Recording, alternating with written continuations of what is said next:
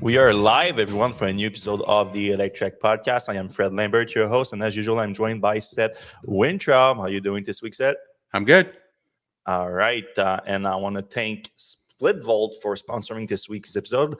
The SplitVolt splitter switch automatically shares power from your existing 240-volt dryer socket with your level 2 AV charger. You can learn more in the link in the description, but we're going to talk a little bit more about them and their great solution for charging in your garage.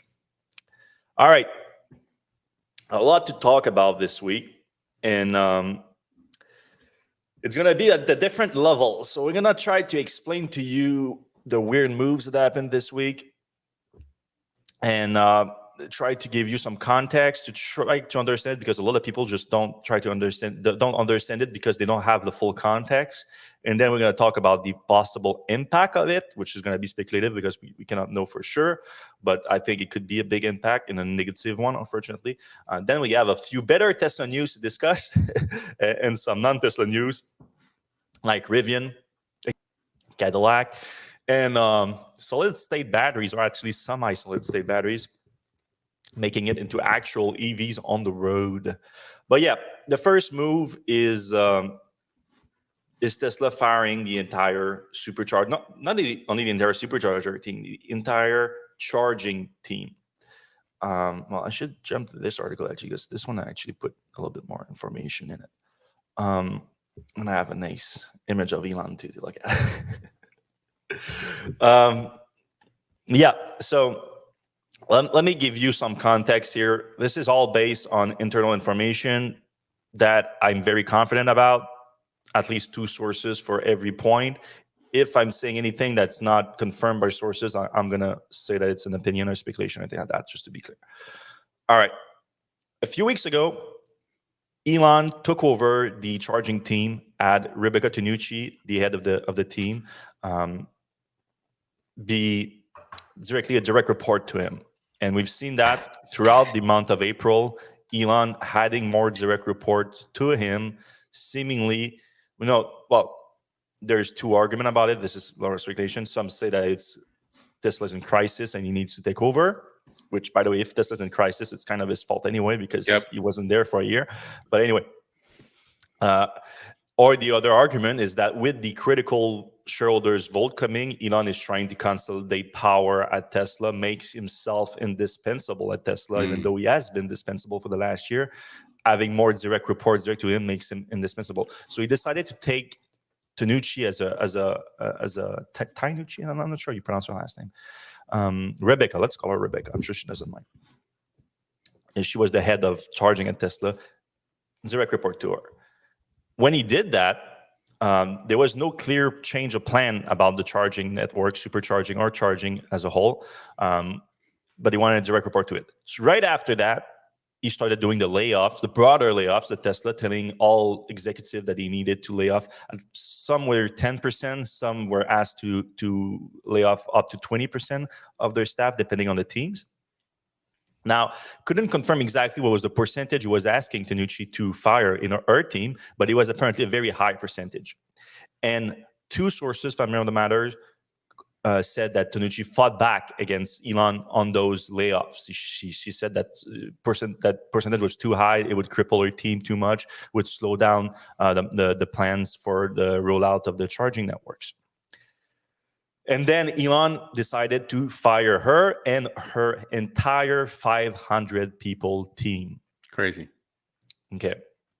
That's nuts. That's been confirmed by a ton of sources. That's been confirmed publicly by some employees that left Tesla, which is a bit touchy due to NDAs, but why not?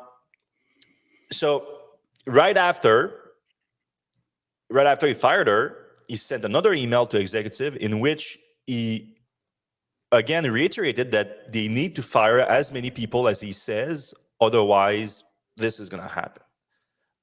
Like a clear threat that you're going to be next, your whole team is going to be next if you don't follow my instructions. So he made an example out of her and her team.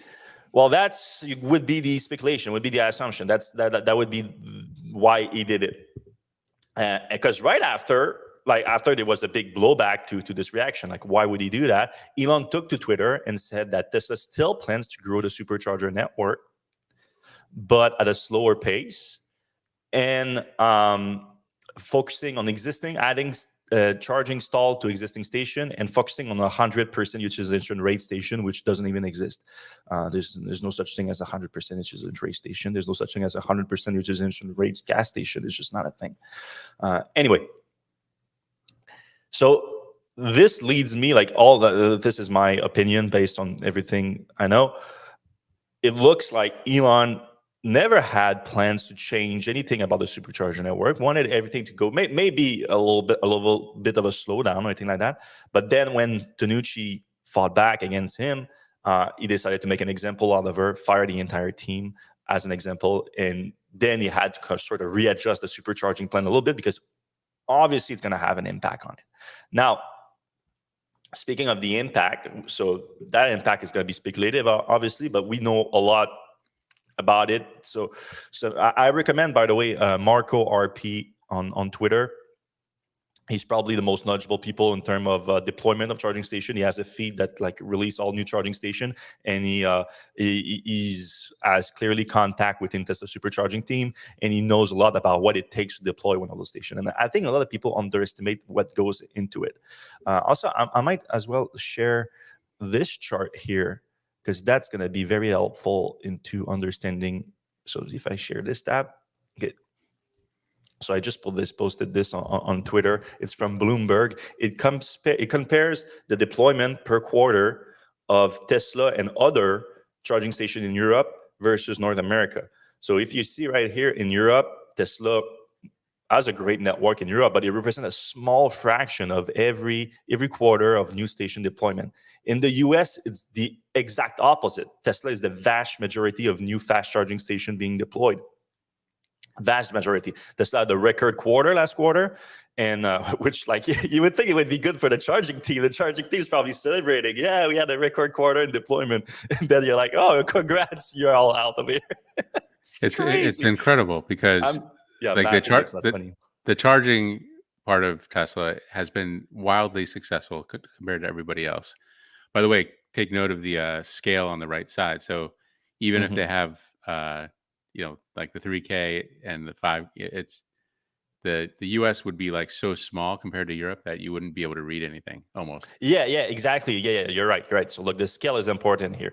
Not only Tesla represents a smaller fraction of all stations being deployed, the total number of stations being deployed is much smaller in the US. So the only argument that makes sense for Elon, if he wants to fire the entire team, and I see a lot of people, even in our chat here, which is very disappointing, saying that it was insubordination, he didn't do what the CEO asked her to do, so of course she's fired. Okay, she's fired. Why the entire team? Makes no sense. Stop with this argument. There's a lot of these arguments that people, I see Elon fans trying to bring up. It doesn't make sense. Now, in North America, we need more charging stations, even if Tesla is slowing down its sales, which happened last quarter. There's a broader slowdown in EV sales, slowdown in the growth rate, not the total deployment. The total deployment is still increasing, just at a slower rate. So, and we already have fewer stations in North America than we do in Europe. So we need more of them. So there's no reason right now to slow down the deployment of fast charging stations in North America. Let's be clear. And Tesla represent the majority of new charging stations being deployed in North America. So Tesla firing its entire team is going to result in a great majority slowdown in the growth rate of fast charging station in the US and in North America. And that's bad for the mission to accelerate the advent of electric transport. It's just, it's the worst, because now all the other brands are being brought on to connected superchargers as well. Ford, Chevy, eventually Rivian, etc. Yeah, now it's not just Tesla vehicles that are dependent on those stations. It's all EVs. Now, the only thing that would make sense, okay, and I'm not saying this is the case, I'm just being the devil's advocate for a second. We know that Tesla has made some deals recently. Rebecca Tanucci announced that it was a new business model for Tesla to sell supercharger hardware to other companies and have them deploy them. Now, if Tesla has some giant deals in the books to deploy, to build those charging hardware and sell them to them, and then they deploy them, and all these former Tesla charging employees go to other companies, these other companies, and help them deploy them, it could technically still result in a great deployment rate of fast charging station. However, that's huge speculation. We don't know that these deals exist, and it would still result in at least a short-term slowdown in deployment, because there would be some inefficiencies in these, replacement of employees in other companies, deployment of new processes. Again, I cannot emphasize enough how complicated it is to deploy a charging station. You need to have a contract with a lease with the property owner. You need to have the permit with the municipalities. You need to have the electric utility deploy the power, because there's always needs for power upgrade at the site. This is super long, super complicated, requires deep relationship between the manager of the project, in this case Tesla, and the power utilities. Then you need the contractors to deploy the project. So Tesla often works with outside contractors. So there's still some charging stations that were in the pipeline, that were in the contracting phase, that are going to get deployed no matter what. So I see people already saying, like, there was one station, I think, that came online today from Tesla. It's like, look, it's like business as usual. It's not going to be business as usual. We already reported on Tesla giving up on a bunch of leases in New York. And if you remember, Seth, we just reported a few months ago, that Tesla was having a problem with the Supercharger network in New York City, because of a new incentive for rideshare companies, Uber specifically, to onboard people on their fleet with electric vehicles. Big incentive for it, and like a bunch of those incentives went to Tesla vehicles, Uber drivers buying Tesla vehicles, or Uber buying this. I'm not exactly sure we get the incentive, but anyway, it results in a lot of Uber driver now using Tesla vehicles in New York City. And we know that Uber drivers use primarily the Supercharger network to reduce the charging time, especially if they don't have charging at home. So it resulted in the long waits at Supercharger, especially in New York City, where Tesla is kind of limited in their Supercharger location. They have Superchargers that are located like behind a paywall, behind access to a charging a parking lot. And so obviously Ubers are not going to use that, because they will eat their profit by doing that. So they go to specific Supercharger station, that bigger ones outside of like Manhattan. So there's one like in JFK, and there's a bunch of them around. They use these ones because they're much cheaper. So Tesla was planning 4 big new stations. 3 of them were over 20 stalls all around New York City. I think there was 2 in Queens, 1 in Bronx, and 1 in Brooklyn. And those stations were to fix this idea. Tesla was even working with Uber to get the data from their drivers so that they know exactly where to put them. And Tesla identified those leases because of that. Tesla's charging team, I should say.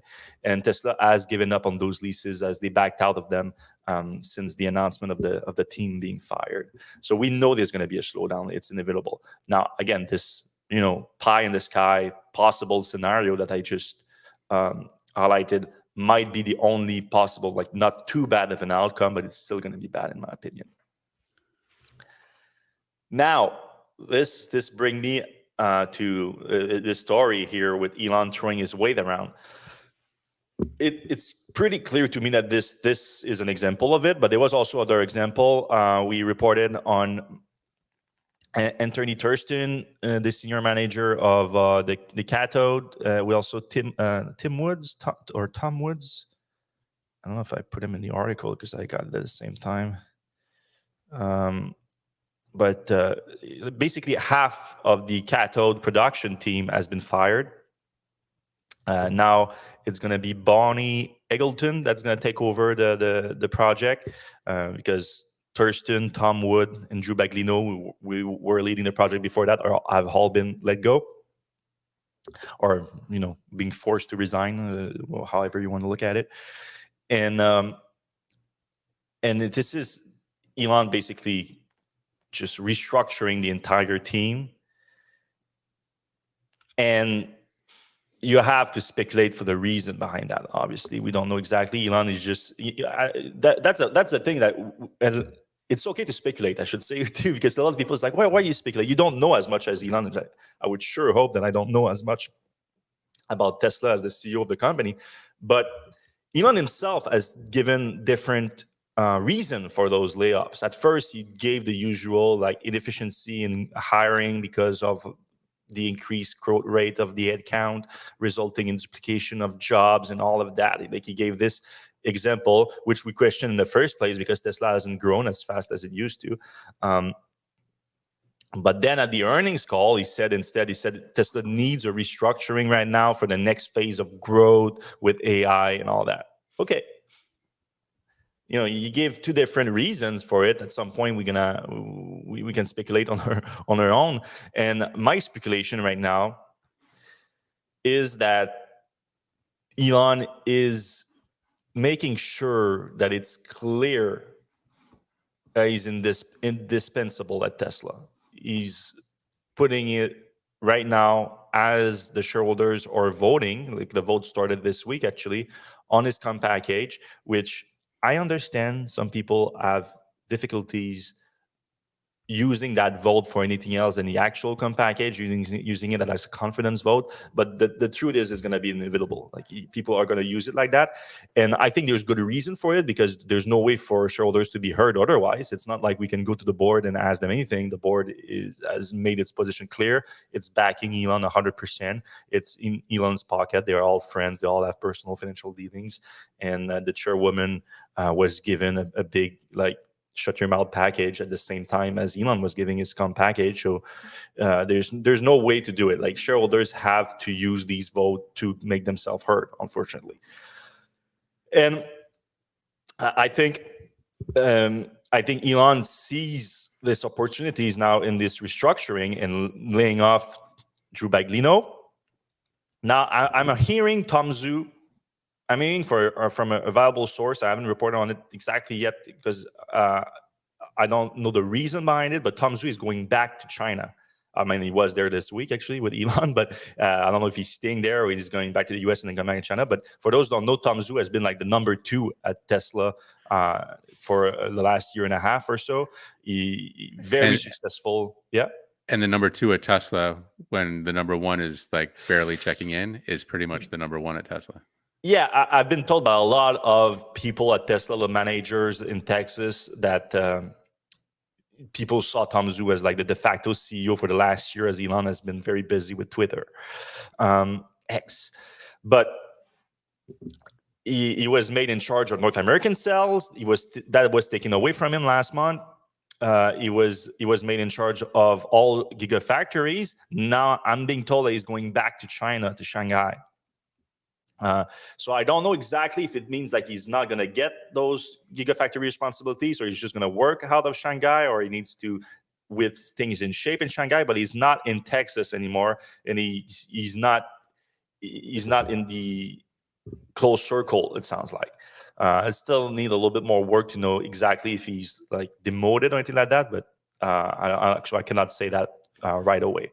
I mean, but Elon may be hiding him, away because, people are voting on whether or not he should get a compensation package.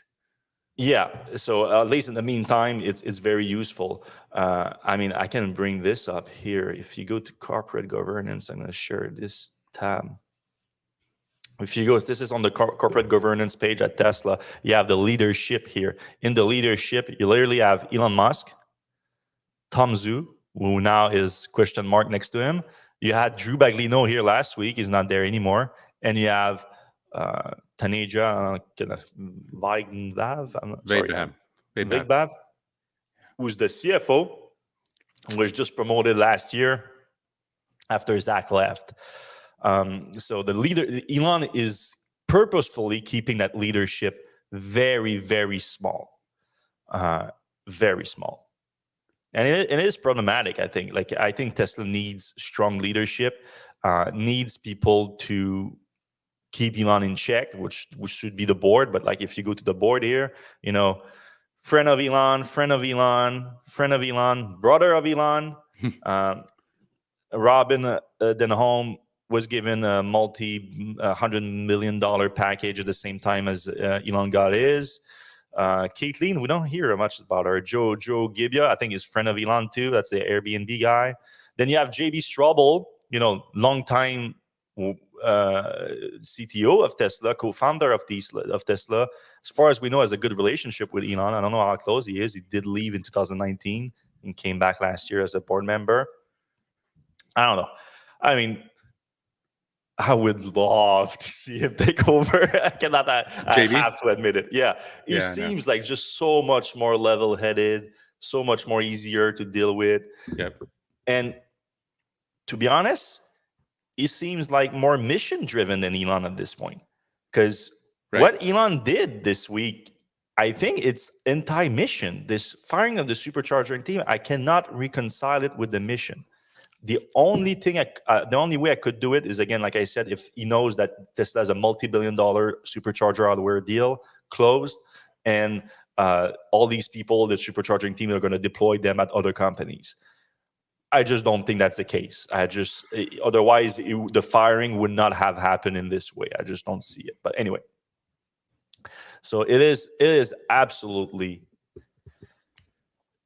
surprising in the worst way possible. This firing, it's going to result, I think, undeniably in at least significant slowdown in fast charging deployment in North America, probably major slowdown if worst case scenario. And that's going to result in fewer EV sales globally, because as Elon himself said, the biggest driver of Tesla sales, EV sales, is supercharger deployment, service center deployment. Those are the biggest driver. If people have a service center near them, store near them, and they have supercharging station in between where they need to go and where they live, that's what makes their buying decision easier. And now we're going to have less of that. And we're going to have more supercharger wait time, more issues. It seems like an unhinged move, and in a long series of indication that led that way. Yeah, I mean, if somebody's insubordinate to you, like, you shouldn't fire a bunch of people that had no decision, like they had no ability to. I mean, if everything we hear is true, like everybody under her who was probably doing a lot of the supercharger work was just, it wasn't like a mass, protest or something. It was her. So. And it was fast. Yeah. Also, we see insubordination. I mean, you use that word because the commentator used it, but all we heard from sources is that she fought back against the idea of firing a certain percentage of her team. That's not necessarily insubordination. Like, that's what you should do. Like, I'm sure that Rebecca knew more about the charging team than Elon. She knew more about the needs of the charging team than Elon. And if Elon was asking for a certain goal from the charging team, and she said, if you want to achieve those goals, I need these people to work for me, and Elon was like, nah, you don't, bye-bye. It's not good. And like, if you followed Elon at all, and if you read the biographies on him, you know that he's been known to have extremely harsh reaction to people not doing what he says, and that's not good. And in a company with a solid board and good governance, this probably would have been avoided. It's not in this case, which, leads me again to my issue. And I'm going to say it again. I think the sycophants are partly responsible for that, because even in this, among reasonable EV and Tesla fans, I think it's almost unanimous that we see this move as negative for the mission. I think pretty close to it at the very least. Amongst the sycophants, it actually did, put some questions in the mind of some sycophant, but some of the more hardcore one, don't need to name them, but they all defended the move, even without knowing all the details. They all try to defend it. And that's part of the case here. If Elon does this move and everyone unanimously with a level head comes back and like, what are you doing, Elon? Like, this is going to cripple supercharger deployment, especially in North America, where Tesla is the only one deploying them in a high volume. What are you doing? Instead of that, all the sycophants did what they do every time when Elon does or something weird, is they defend him blindly. And that enables him to do these things. I cannot be more clear about that. I wouldn't say that if it was like because the sycophants are not just homeless people in the street, like shouting like weird thing that you try not to pay attention as you walk by them. Elon is addicted to X. He follows some of these sycophants. He's on the platform all the time. He sees these things. So he doesn't see me, for example, arguing against it because he muted me. But he will see some of the sycophants that he follows or sees on the platform in his For You page defend him, and he was like, "Yeah, it was a good move. I did good. Good job, Elon." And this is problematic. So if you're one of those that blindly defended a move, even without understanding it completely, again, I am attacking. I'm criticizing that move because we have clear information that led to what happened, how it happened, and it doesn't look good. So I think you should really take a step back if you're one of those people and reevaluate your impact on Tesla. Because those people do that and they think my impact is positive on Tesla because I'm helping Elon. It's not necessarily the case. It's not necessarily the case. I've even seen a message from someone this week that says, like, hey, everything you said, Fred, I agree with. My only reason why I'm not on board with this is that if we go against Elon, he will leave. And if he leaves, it will crumple the stock. I've seen that. I've seen people say that. So like they disagree with Elon, but they don't want to do it publicly because they don't want him to leave and they don't want the stock to be crippled, which is an assumption, by the way. I'm not convinced that the stock would crash. I mean, if it was organized and they put JB in and they had some plans, I think it could probably even go up a little bit. Oh yeah. If it's done well and JB takes over, for sure. I think because you spend any time on X and you think that the Tesla shareholder community is one way, but a lot of people who own Tesla stocks are not on X talking about it all the time. It's just there's a lot of smart money that's just like see how things plays out and wait. So you never know. You never know. I'm like now the thing that I started thinking about is like when someone tells me that, I always ask them, "Are you going to sell if Elon leaves?" Because that's how a stock crashes, is if everyone sells. And like, okay, Elon says he leaves Tesla. Are you selling? Now, Elon could sell, obviously. He's never indicated that. Even in the litigation with the comp package, during the litigation, he said that when they talked about the package, he always said that it was independent on him leaving or not, staying or not. And after the fact, he said the same thing. So, you want to believe Elon all the time, but not when he says goes against your own argument to help him. It makes no sense. Yeah, and he's still got a ton of stock, so him helping the company still makes him a lot richer. Yeah. What he's gonna buy? He's gonna sell all his stock and buy Lucid. All right, let's talk a little bit about our sponsor for this week's episode. It is SplitVolt and their SplitVolt splitter switch. All right, this week's episode is sponsored by SplitVolt, the company behind the cream of the crop and new electric vehicle home power accessory technology, the SplitVolt splitter switch. This new EV home appliance safely and automatically shares power from your existing 240-volt dryer socket or any socket in your garage with your level 2 EV charger. Just plug it in with your dryer and EV charger, and that's it. Save thousands by skipping installation of a new level 2 circuit and using SplitVolt to automatically and safely power your EV charger. Don't be fooled by cheap copycats lacking safety certifications or critical features such as internal circuit breakers. Trust SplitVolt, a U.S. company, innovator, and market leader. Visit the company's website at splitvolt.com to learn more or check out their mobile level 2 EV chargers and other EV accessories. Yes, they're right now have a $200 discount on their NEMA 1030 for $330. Nice. So basically, you can get level 2 chargers from $300 to $1,000 depending on how much money you want to invest in it. So you could that and the charger, and you're done. You have you don't have to pay $1,000 more dollars, or $2,000, $3,000 depending on your situation to install a separate charging station. You can just use that. It's a brilliant solution. Big fan of SplitVolt for sponsoring this week's episode of the Electrek podcast. All right. Moving on. So Tesla has some bad news this week, but that's a good news. Very good news for the company. Nope. Are we still on? Yeah. Yeah, I think so. Okay, I got an alert that I was disconnected somehow. So Elon went to China and had a very fruitful visit there. He talked with the premier and came out with sort of a conditional approval for full. I've been talking too much about Supercharger. Conditional approval for full self-driving package in China. So this is a report here from Bloomberg. The U.S. carmaker was granted approval under certain conditions, according to a person with knowledge of the matter. We asked not to be identified because of detail or the criteria aren't clear. Tesla did manage to clear two of the most important hurdles, reaching a map and navigation deal with Chinese tech giant Baidu and meeting requirements for how it handles data security and privacy issues.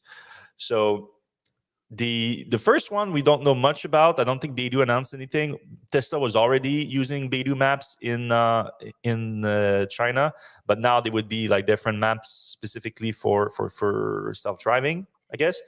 The meeting requirements are how those data security and privacy issue. This is something that Tesla has been working on for the last 2 years. We reported before on that, where they had a lot of issues with Chinese authorities based on the cameras all on the vehicle, recording at all times, and where the data is going, how it's being used. Some Chinese authority even banned Tesla vehicles in some regions and for temporary period of times when officials were visiting, for example, because it was a security risk for them. Tesla did some investments in data centers in China to keep the data there, and now the authorities have told them that they've cleared those issues, and if they keep operating that way, they won't have any issues with them. So that, combined with the maps, it would result in Tesla being conditionally approved for deploying the full self-driving package in the market.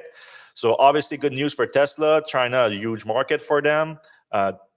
Tesla has already like $3 billion in unrecognized revenue for selling the full self-driving package and not delivering it, either because they haven't actually achieved it, but also because some of the existing features in the package that Tesla has delivered are not authorized by regulators in many markets, especially in Europe and in Asia, including China. So Tesla is going to be able to deploy those features rather quickly with that approval, and most likely also much increase its take rate. And I think that the stock went up like 16% or something because it's huge.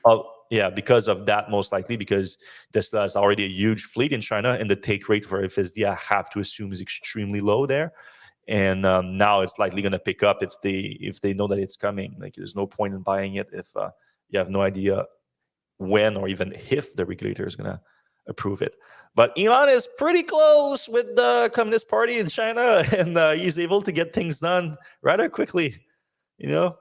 I think that's one of the things that his new fans on the right side of the political spectrum in the U.S. don't talk about too much, how close he is to China. The guy is pretty close to the Chinese Communist Party. He gets things done. Quick visit and poof, ping, paf. Conditional approval. Oh, I'm sure there was some work laid before he got there. Yeah. No, for sure. Tesla had a big Cybertruck software update this week.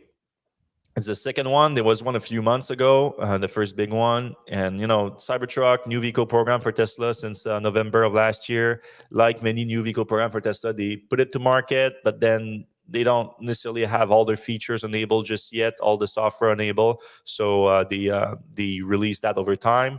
This time is very much focused on off-road. So Tesla is releasing two new off-road mode: overland mode, more consistent handling and better overall traction while driving on rock, gravel, deep snow, or sand; and Baja mode, vehicle balance is improved and the vehicle handles more freely when stability assist is set to minimal. So you have a view of the new off-roading mode here and all the different... you have the general off-roading mode, and overland and Baja are now a specific one with different calibration of the handling systems. Then you have the surface stopping mode. You have a bunch of new features there. Tesla is also bringing the locking differential to off-roading, so that's being a very much asked feature that's going to help the rough roaders a lot. So on uneven or slippery terrain, if your wheel has limited or no traction, Cybertruck can direct that torque to the opposite wheel in off-road mode, shows for locking differential option on the vehicle status area and off-road app. So for the Cybertruck tri-motor version, you also have front locking differential, so front and back locking. You also have a trail assist on the off-road mode. It's like cruise control, but for off-roading. Trail assist helps maintain a set of cruising speed so you can focus on steering. Trail assist works as both a hill ascent and descent control, helping to keep the vehicle from slipping. That's pretty cool. So it's like hill assist, but for trail, for off-roading. Then there's some on-road feature. The first one is called slippery surface, better traction control on snowy, icy, wet, or slick road to distribute traction evenly across all tires. You can find that under dynamics in your Cybertruck's settings. You also have adaptive suspension is now estimate payload more accurately and automatically adjust damping and deliver a more comfortable ride. So I actually remember that from Elon back in the days. I want to say like 2015, 2014, when he first brought the idea of Tesla building a pickup truck. He said that he recently drove a F-150 on the highway, and he was like feeling the rattle of it because the suspension wasn't tuned to the payload, or the lack of payload, I think in this case. So you wanted Tesla to have an adaptive suspension that adjusts the payload so you have a comfortable drive, whether you're loading or not, or however much you're loading. So this is cool that he delivers on that a decade later. Cybertent mode is coming. So Tesla's been delivering the Cybertent for a few weeks now, but the Cybertent mode was not available. Now it is. Basically, all it does is allow you to automatically level the vehicle so you have a very flat surface to sleep on, but also some things like the Sentry mode. Okay, you can access directly the Sentry mode and the outlets. You can turn them on and have access to the light. I think that there's lights in the bed that goes through the tent, basically. So it lights up the tent at night, so you can adjust that when you need to, if you want to go to sleep or something. Pretty cool stuff coming to the Cybertruck this week, especially if you are someone that off-road with this $120,000 vehicle. Have we seen any videos showing the new how much better it is? Or I mean, Tesla did give one to the BBC Top Gear, and they did a video on it. But there wasn't much more new info from it. I felt like I did already do a post on the Cybertent. Right. So they basically just like put the Cybertent together, which, I mean, it looks like the consensus on the Cybertent is like it's a great product, but probably like not worth $3,000. Like it's you buy it if you really want to have a custom made tent for your truck, but $3,000 is very expensive for that. We also got confirmation this week that Tesla has another customer using the Tesla Semi. So Cisco, who's a giant food distributor in the U.S., was spotted using the Cybertruck with the U.S. Food Service. So this is pretty cool. We know that 3 people outside of Tesla has used a Cybertruck since the production version started. So that's PepsiCo, of course, Martin Brower, and now Cisco also. That I think Cisco bought 50 Cybertruck. Well, reserved 50, I should say. Yeah, they reserved 50 trucks from Tesla back in 2017 when they first unveiled it. So it sounds like it's one of the customers that's stuck with Tesla despite all the delays in the Tesla Semi program. All right, moving on from Tesla news, we have a few more news items to discuss, and then we're going to jump into the comment section. So if you guys have questions for us regarding anything that we discussed today or any other topic in the EV world that you want us to jump into with you guys, you can put the comment in the comment section below, and I'm going to get to it in just a few minutes. So stay tuned for that. And if you do enjoy the Electrek podcast and you want to support us, there's a few things you can do that are free to do. It takes a second. We are very close to 200,000 subscribers on YouTube. So if you want to hit that subscribe button and then that bell button for notification to know when we go live, it's free to do. no cost to you, and it helps the show a ton. If you want to click the like button also, that helps the algorithm push the show to more people, get the EV community more in tune with our reporting. So we appreciate all of that. You can also do it on whatever app you're listening to, because we're live on X, we're live on Facebook, we're live on LinkedIn, we're like everywhere. No discrimination on the platform for Electrek. All right, Rivian announced this week that they got a nice little incentive package of $827 million from Illinois, from the state, to expand the normal Illinois plant for the R2. So this is something that we learned when the Rivian unveiled the R2. So originally the plan was for the next generation vehicle from Rivian to be built at the new Georgia plant, which has been like kind of going like not moving super smoothly. And then when Rivian actually revealed the R2, they said that they will first build it in Normal instead, to accelerate the market launch and to reduce the cost, the capex of deploying the new lines. I think this probably was in the work at the same time that they made that decision of talking to the local authorities, and they gave them a nice $87 million package that is mostly like tax cut over a long period of time. So it's not like super costly to the state, and it's going to result in a lot more jobs, because obviously the R2 is going to be a way higher volume vehicle than the R1S and R1T, much cheaper. And then you have the R3 coming too, that looks pretty sweet. Cadillac announced this week that they will bulk out of the plan to be an all-electric brand by 2030, just 6 years away. That was previously announced as part of GM all-in on electric vehicle plans, but we were expecting it since GM has itself backed out of that in recent months. And they have, indicated that they're probably going to sell more plug-in hybrids, more hybrids, than going all electric. Though Cadillac was the first brand under the GM banner to do that, to go all electric. And now they said that they might still offer a gas car for a number of years. That was the quote after the 20 to 30 milestone, as per Cadillac's global vice president, John Roth. Bummer. Lyric is pretty good.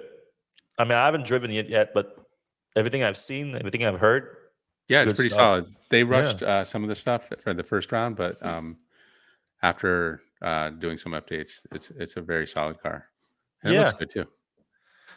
Put some NACs on it, have access to the Supercharger network. Yeah, great car. All right, this is pretty cool. Like China, you always have to keep an eye on these Chinese manufacturers, because they at one point they're gonna just go right past us. NIO announced this week that they started trial of 150 kilowatt-hour semi-solid state batteries doing that in China. They were talking about a 360 watt-hour per kilogram of energy density, which is, I think at least 20% above Tesla's right now, something like that. Also, they're really pushing those battery swap station. So the trial period is going through a whole of May, and they're gonna be able to. The public is gonna be actually able to test it. So you're gonna be able to take it from those battery swap station. Oh, that's really cool. Yeah, another advantage of battery swap stations we hadn't really thought of. Yeah, that's right. So, and this is going to be able to, so that means that battery is going to be an actual, by June 1st, going to be an actual customer vehicle. So existing vehicle on the road today is going to have semi-solid state batteries within a month. It's pretty wild. 150 kilowatt hour in this form factor too is are they saying anything about the range on that thing? Probably not. I mean, 150 kilowatts probably going to be over 400. I mean, on WLTP, probably 500. Even the EPA is going to be close to probably close to a Lucid. What's the Lucid battery pack on that gets over 500 Lucid's miles? incredibly efficient. But yeah, that's what I'm saying. It's more efficient than big energy density. So I'm thinking 118 is Lucid. Yeah, that's a lot more. Yeah, 30 plus kilowatt hour more. So yeah, I'm thinking maybe not as efficient, but pretty close. It looks like a very efficient looking car. Yep. Looks kind of like a Tesla. Yep.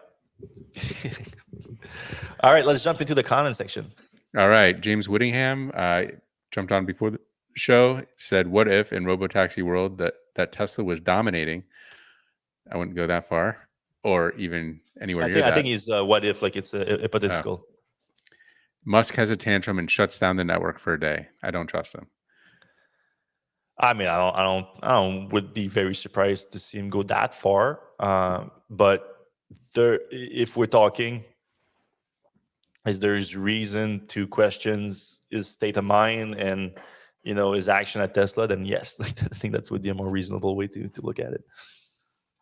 All right, Alexander Kabaj, as a customer or consumer who lives in the suburbs, I can't foresee how robotaxis will capture a large chunk of the market. Americans travel long distances and to many random locations. He continues, this would require an entire generational shift, so my guess is at least 15 to 20 years away.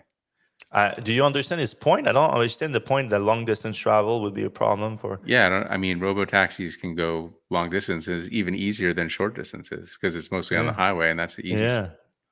Yeah. I mean, I guess he's probably talking about like the existing system, like Waymo, that are geofence in like city area. Yeah. But I mean, in at that time of the podcast, we're talking more about Tesla, though, and Tesla's idea is the long distance travel, obviously. All right. Steve Brand, looking forward to your take on the utter stupidity of Musk's firing of the Supercharger team. I liken it to if John D. Rockefeller had fired his gas station build-out team just as the Model T had shipped. We did talk quite a bit about that stupidity.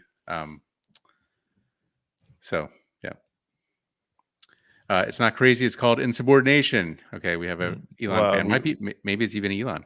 He made it clear what was necessary, and she refused. That's exactly how you get fired. How about your team get fired? Yeah, the team, the fact that he fired the team completely destroyed his argument. But also, unless she did it very rudely, which I doubt. I don't know her personally, but I don't think she would talk to Elon in any rude fashion. She just probably tried to make an argument that if she fired the percentage he was asking for, which I would assume was over 20%, she won't be able to achieve the goal that he set for the charging team. And I just want to be clear too, it's not just the Supercharger network, it's the entire charging team. So the destination charging team too, it's everyone that was involved in deploying those, in the work also to working with the suppliers, the vendors and all that to get the components for the charging station. So it's a very wide-ranging team here. All right, Carl in San Diego's got some stuff here. Insubordination does not explain or excuse firing the whole division. To prove your point, that's a good point we're talking about.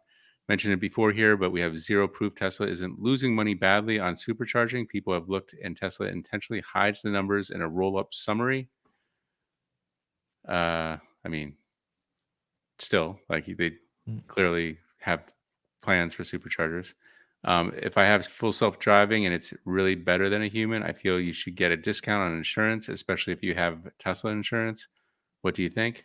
Well, I think that's what Elon's been talking about with the plan for it, but so far, obviously, hasn't happened. All right, Wilbur needs some IT work there.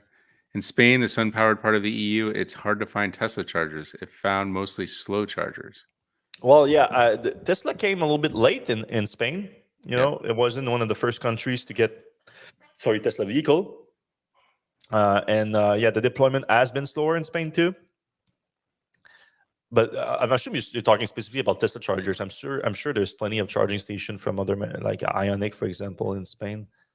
I'm sure they have plenty of station. Is it Ioniq? Yeah. Yeah, Ionity, I think. A good percentage of Tesla buyers bought them due to the availability of the charger network. This will be bad for future sales. Yeah, if there's like long lines and pile-ups and people complaining and fighting, that's not going to be good. All right, Mark Webb says Elon no longer supports Tesla's mission, accelerate the world's transition to sustainable energy, destroying the Supercharger division, and the industry adoption of NACS clearly decelerates transition. I think that's going to be inevitable. Yeah. That's undeniable. All right, Colin Court, is the rideshare market worth going after? Uber only had its first profitable quarter in its 10-plus year existence. No one else does it without losing money. I mean, Uber was heavily investing in its growth. Like it's... and also the biggest cost for Uber is the drivers. The drivers. Yeah. And Tesla at some point talked about launching a rideshare service before self-driving to kind of like get a sense of the market beforehand, like to get a leg start basically. But that hasn't been discussed in a while, and now it looks like Tesla is trying to time the release of that with the self-driving system, which again, I've been a lot more optimistic about since V12. All right, Toyota execs are asking, how many hybrids can we build next year? I think that might be related to the excuse Tesla gave for the lowering of numbers. I mean, I think it might be related to the announcement this week. I don't think I put the post in there because it wasn't that big of an announcement, but I wrote an article about it. So the U.S. Department of Treasury and the IRS did release the final rules for the tax credit in the U.S. now, and there wasn't much change. Basically, they did relax some of the timeline for the critical material requirements, specifically for graphite, for additive, for electrolyte salts, and some of those things. Some of those things are more problematic that are primarily coming from China. So they basically gave some relief for those that are not ready for that transition until 2027. So now the final rules. So I think some people were expecting maybe a change of rule for hybrids because some people do attribute the slowdown in BEVs that some automakers have agreed to, like GM that we just talked about, to that reason. So GM says they're going to produce more plug-in hybrids instead of going full BEVs, and the fact that the tax credit does enable you to do that. Obviously, if you have requirements for battery materials and you have very limited production of those battery materials in North America and in countries allowed under the agreement, it makes sense to make smaller batteries and you still get the full tax credit. So, plug-in hybrids are attractive if your only goal is to move to get access to the tax credit. And I think some automakers are seeing a way to be competitive with BEVs is just to get access to that credit. So they are taking that approach. So some maybe hope that the tax credit wouldn't be in there, and Toyota is definitely one of them that are betting on hybrids rather than BEVs. So they're going to be able to still, be successful on the U.S. market. All right, moving forward, Sylvian, having known about that stuff, I wouldn't have bought my Highland. Yeah, that's right. Sylvain just got a Model 3 Highland. Yeah, I mean, it's still a good car, and you still have charging station in Quebec. So Sylvain is based in Quebec, but yeah, it is a bit demoralizing I think a lot of people are also coming to the realization like this, like they've been, supporting Tesla for a long time, supporting Elon for a long time. Like this is one of the moves. They're like, all right, maybe some of the people that have been criticizing Elon are, have a point. Everybody has their line, like, Yeah. And he keeps crossing everybody's line. And it's when it crosses yours, that's exactly. when, like, I've seen it, especially like for Marco, for example, that I just give a shout out to. He was someone that was extremely pro Tesla, pro Elon, and he was extremely knowledgeable about the Supercharger network. So he knows that this move doesn't make sense because he has this knowledge. So that's like flips him. Yep. So like the more I'm more like a generalist on Tesla. Like I know a lot about everything about Tesla. So I had these indications for a long time starting to pop up. Yep. As BYD took over, Elon may think his engineering failed and must go. I don't know. That really doesn't make sense. Question: why do you think Tesla was still deploying V3 superchargers when it seemed they may have been technologically obsolete? I don't think the V3s are obsolete by any stretch. They are the majority of successful fast charging station in North America. So the V3 is great. Like, I don't know what people are so stuck to, like the V4. Like, obviously I would love to see more V4, but they can be like a bunch of different reasons for it. And V3 is great. All right, Colin Court, what happens when customers and employees realize that Elon doesn't care about the Tesla mission anymore? I guess we'll find out. Yeah, I think this is one of the moves that so far I don't see how you can reconciliate that with the Tesla mission. All right, why didn't anyone push back when that bogus analyst predicted how much money the Tesla Supercharger network would easily make with NACS adoption? Charging is not profitable. Actually, they said the contrary. They said that now it's turning profitable for Tesla, at least, not for other people. So yeah, which makes it even weirder to do that move. All right. And how will Tesla attract high-quality employees in the future when the expectation is one of terrible work-life balance, low growth, and high likelihood of being fired? Great point. Exactly. Mark has a great point there. So one of the worst thing about these firings right now, a lot of people, when I said like this is not being handled well, this is not going smoothly, they say, what are you talking about? Like plenty of big corporation does firings like that. I don't see it like that. I'm sure that happens once or twice, but the way that Elon did the charging team, that's a unique case. That's very special, I think. And obviously, if you're someone now, Tesla is going to go back. Like right now, if you go to the career page, there's no jobs whatsoever there. But Tesla is going to start hiring again soon. And when they do, it's going to be a lot more difficult because a lot of people just don't want to work in an environment where, I have a disagreement with the boss, and not only I'm fired, the entire team that's been looking up to me is fired. Like, I don't know how she feels right now, Rebecca Tenucci, about that, but I'm sure she doesn't feel great about how that went on. She's going to be fine, though. She's going to find another job. Right. Actually, I bet there's a bunch of people giving her a call right now, actually. Yeah. Oh, did you see the tweet that I posted? It was pretty funny. Which one? I can share it. It's a video, actually, so I'm going to share it on the screen. It's too funny not to share for people. I posted it on Thread, too. Where is it? It's loading up. Right here. I see a Homar's catalog DM right there. Oh, yeah. He's not responding. Okay. Look, so this is the Motor Trend power list on the auto industry last year. And if you look at it, you see Elon Musk where he is in there. What do you think? He's number 50 on the 50th list. And then if you go down, you have to go down, really down on it. Who do you find at number 2? Rebecca Tenucci. So she had to go. Yeah. She had to go. Maybe that's why. Yeah, she had to go. There's no way. Yeah, you can't have that. All right. If Elon fires Tom Zhu, since he probably has an H1B1 visa holder, he needs to find a new job within 90 days. But if he is in China, then it doesn't matter, obviously. So he probably doesn't want to lose him.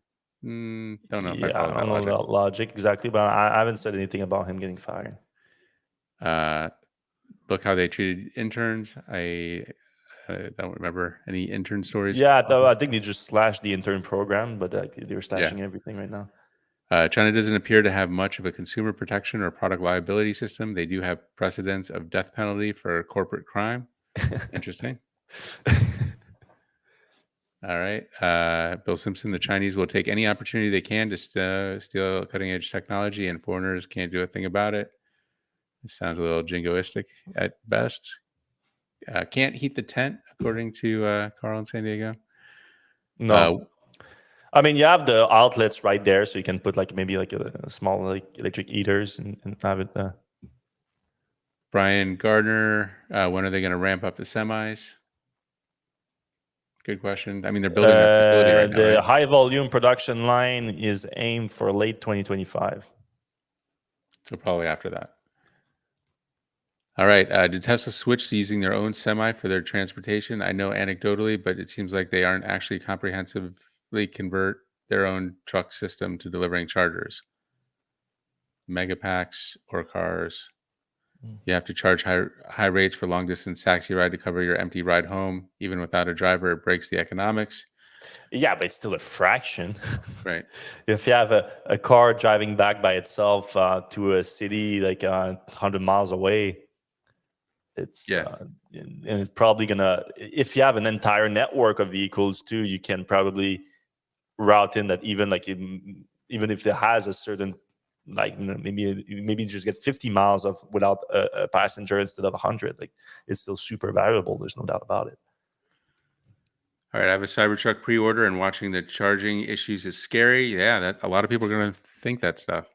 Mm-hmm. Maybe they cancel, get a Rivian or something. Will Tesla be unable to meet their NEVI awarded DCFC installations with firing their Supercharger team? It's a good question. I'm sure that any NEV station, NEVI station that were approved is going to get built. Right. Maybe not on time, but it's going to get built. I mean, those are basically free stations for Tesla. You don't leave that money on the table. All right. What charging companies are in the best position that could replace Tesla charging deployment? That's the thing. There really isn't any. Like Electrify America or EVgo, Shell, I don't know, Rivian. Yeah. The plug-in hybrid shift by old-timer gasoline-burning car companies is only for them to import their Chinese-made products, Lincoln, Nautilus, Buick, and Vision so far. Well, no, plug-in or not plug-in of EVs, it needs to be assembled in North America. So unless you mean like the product, like designs and whatnot, but maybe that's not that big of a deal. All right, Fred, you said recently that you went from a 10% chance to a 30% chance that self-driving will accelerate and become fully functional. Are you still at 30%? Did I say that? I didn't give percentage on it. I don't remember doing that. Maybe like we were saying stuff last week about 30. Well, I'm 100% sure that self-driving is going to be achieved at some point. Achieve on the current hardware is the bigger question.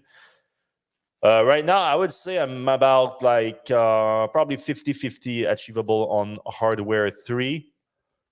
Maybe 60-40 achievable on hardware 4. Probably 100% on hardware 5. Tesla. Yep. All right. After supercharging incident, should there be any concerns about the Tesla Semi program since they want to do mass production in the near future? I don't see it as being a problem. Like most of the charging infrastructure that's going to be deployed for the Tesla Semi is going to be deployed at customers' distribution centers. Then the network for longer distance travel is not. It can be deployed later. Like, you can just deploy charging station at distribution center for customers of Tesla Semi, and already you're going to slash a big part of the emissions of the truck industry. Then for the long distance travel, you do need to deploy a charging network, but that can, if Tesla cannot build enough electric trucks for just those distribution centers for years and years and years before they move to long distance. And I think they're going to do that. I think they're going to focus on the smaller battery pack and all that, just because it makes sense in terms of volumes. All right, so it says we know people in the charging networks and the Tesla network, and it is very profitable. I mean, it makes sense. Like once you build it, it's just like an ATM. All right, what's going on here? A lot of Twitter stuff. Ford, GM, and Ram have a huge head start. Let's see. Rumi is very upset at you for picking on Elon all day. Well, first of all, I see a lot of people comment that, especially on Twitter. And it's like, you understand that my beat is Tesla. Like, my job all day, every day is to report on Tesla. We do have other writers at Electrek that covers other writers, and I do cover other companies time to time. But by far, my beat is Tesla, so of course I focus on it. And Elon happens to be CEO of Tesla, and I don't know about shit on Elon. I don't shit on him. I criticize him, and he's a big boy. He can take it, Ram. You don't need to defend him. Yeah, he has very thick skin. Yeah. Maybe the Ionity manufacturer charging network could take over the superchargers. I mean, I think it sounds like Tesla is realizing they screwed up in a big way, and they're trying to scramble, especially from the email that well, Jamie... should we read that email? I haven't read it. So Sure. we just received an email that Tesla sent out to whom? To Like third-party suppliers, networks, to suppliers. To all concerns, you may be aware that there has been a recent adjustment with the Supercharger organization, which is presently undergoing a sudden and thorough restructuring. Okay, good. Okay, sure. If you, it's a very politically correct way to say it. If you have already received this email, please disregard us. Okay, as if we are attempting to connect with our suppliers and contractors. So that right there means chaos. It means there's chaos. Like, oh, you might have already received this email from somebody else in the organization right now because we don't know what we're doing. Okay. As part of this process, we're in the midst of establishing new leadership roles, prioritizing projects, and streamlining our payment procedures. Due to transitional natures of this phase, we are asking for your patience and with our response time, chaos. I understand that this period of change may be challenging and that patience is not easy when expecting to be paid. However, I want to express my sincere appreciation for understanding and support as we navigate through this transition. At this time, please hold on breaking ground on any newly awarded construction project and planned pre-production walks. Oh my God, if you didn't think that you're going to have a slowdown, right there you have it. If currently working on an active supercharging construction site, please continue.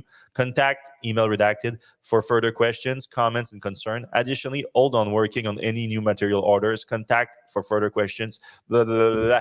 Elon Musk should be the one getting those. I hope that the email redacted there is Elon's personal email, and that he's the one having to deal with all this logistic nightmare that is going on right now, because it is extremely difficult. All right, TSLA auto shop rules say new cars have to see cars stooped in road in day or night. Isn't Tesla's lack of radar a problem for them? I don't think that you need it. I agree with Elon on vision only. The road system are built for vision and neural nets like humans have, eyes and brain. So I agree on that. You can do everything on that. I don't know that the current hardware inside the vehicle, the computing power is powerful enough to run. Like right now, Tesla has an issue. Like they have to have a software like efficient enough to run on it that can also drive. We don't know that yet. We don't know if that can be achievable. Tesla doesn't know that. All right, last couple here. No, Tesla overbuilt their installations. No one should say charging is very profitable without them showing financial proof. I'm sure that some charging is profitable. Like, I wouldn't be surprised that Tesla's charging as a whole is profitable, and Tesla's service and other recently does point that way. All right, last one. Elon said he needs $10 billion for FSD, so I think many of the recent actions are to save money needed to come up with the $10 billion. Tesla has $27 billion in its pockets right now, and they already spent a lot of that. They already have a lot of that money spent. The $10 billion they invested over $3 billion, I think, in the last 2 quarters on hardware. So they're already getting close to that. Like they don't need and fired 90% of the charging team. Like, even if the cost cutting is like the priority, why fire the whole team? It makes no sense. You wouldn't have to send out that email if you have fired 50% of the team. Even 60% of the team probably could have still indulged like the existing projects and everything like that. It makes no sense. It makes no sense. All right, we're going to hand in on that because we've been over an hour long. If you're still with us, I appreciate you. You're a real one. I hope you have a great weekend. If you do enjoy the show, please give us a like and subscribe. You can also give us a review on your podcast app. That's also super helpful. And have a safe weekend. We're going to see you same place, same time next week.